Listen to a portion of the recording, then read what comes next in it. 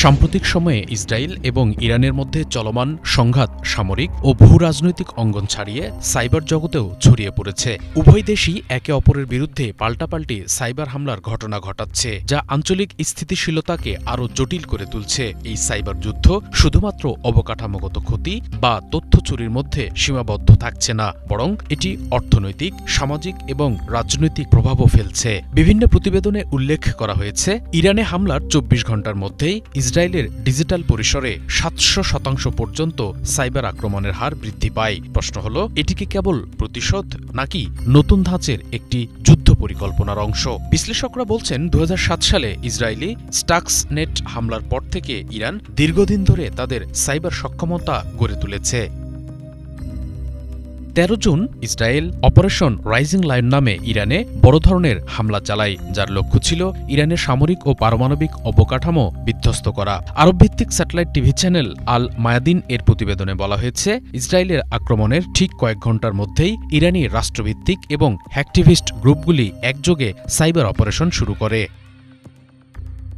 আল মায়াদিনের ওই প্রতিবেদনে বলা হয়েছে, ইরানের উপর ইসরায়েলের হামলার পর ইসরায়েলের বিরুদ্ধে সাইবার হামলার ঘটনা ৭০০% বৃদ্ধি পেয়েছে। ইসরায়েলি সাইবার সিকিউরিটি ফার্ম চেকপয়েন্টের তথ্য অনুযায়ী গত জানুয়ারি মাস থেকে ইসরায়েলের উপর সাইবার হামলা উদ্বেগজনক হারে বাড়ছে। এই হামলাগুলোর বেশিরভাগই আসছে ইরানপন্থী হ্যাকার গ্রুপগুলোর কাছ থেকে। সম্প্রতি রেডওয়ারের এক প্রতিবেদনেও ইসরায়েল ইরান সংঘাতের প্রেক্ষাপটে সাইবার হুমকির তীব্রতা বৃদ্ধির বিষয়টি উল্লেখ করা হয়েছে।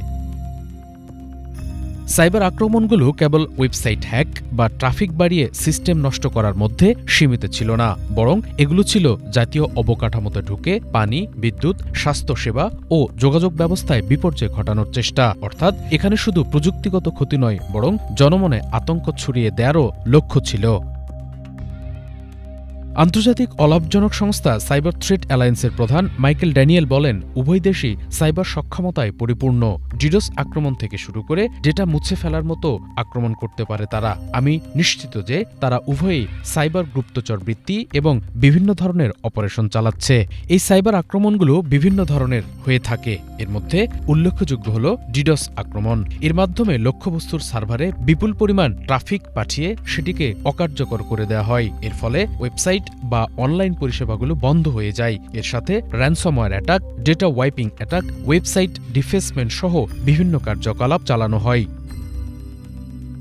দুই দেশ যখন যুদ্ধে জড়ায়, মূলত সাইবার হামলায় প্রথম পদক্ষেপই আসে স্টেট স্পন্সর হ্যাকারদের কাছ থেকে। এর সাথে যুক্ত হয় উভয় দেশের সহযোগী দেশ। ভূ-রাজনৈতিক প্রেক্ষাপটে হ্যাকার গ্রুপগুলো বিভিন্ন দলে বিভক্ত হয়ে যায়। সেক্ষেত্রে চলমান এই যুদ্ধে দুই দেশের হ্যাকার গোষ্ঠী এবং তাদের অ্যালাই গ্রুপগুলোই অংশগ্রহণ করে বলে বিভিন্ন প্রতিবেদনে উল্লেখ করা হয়েছে। রেজিস্টারের প্রতিবেদন অনুযায়ী ইসরায়েল এবং ইরান উভয়ই একে অপরের বিরুদ্ধে সাইবার অস্ত্র ব্যবহার করছে, যা তাদের সামরিক সংঘাতের একটি সম্প্রসারিত অংশ। ইসরায়েল ইরানের এই সাইবার যুদ্ধ বিশ্বের জন্য স্পষ্ট বার্তা। এখন আর যুদ্ধ মানে শুধু বোমা, ট্যাঙ্ক বা রকেট নয়। এখন যুদ্ধ মানে ডেটা চুরি, ট্রাফিক জ্যাম, স্বাস্থ্য সিস্টেম হ্যাক এবং নাগরিকদের মনে অনিশ্চয়তা ও ভয় ঢুকিয়ে দেওয়া। এই যুদ্ধ আরও বেশি বিপজ্জনক, কারণ এটি অদৃশ্য এবং প্রতিনিয়ত পরিবর্তনশীল। ইসরায়েল ইরান সংঘর্ষের সাম্প্রতিক দৃষ্টান্ত আমাদের মনে করিয়ে দিচ্ছে, আগামী দিনের যুদ্ধ হবে সাইবার পরিসরে। এই যুদ্ধ সীমাহীন ও নিয়ন্ত্রণহীন। তাই এখনই আন্তর্জাতিক আইন প্রণয়ন করে জাতীয় সাইবার নিরাপত্তা কৌশল পুনর্গঠন সময়ের দাবি। শুভ ইসলাম, বাংলাভিশন, ঢাকা।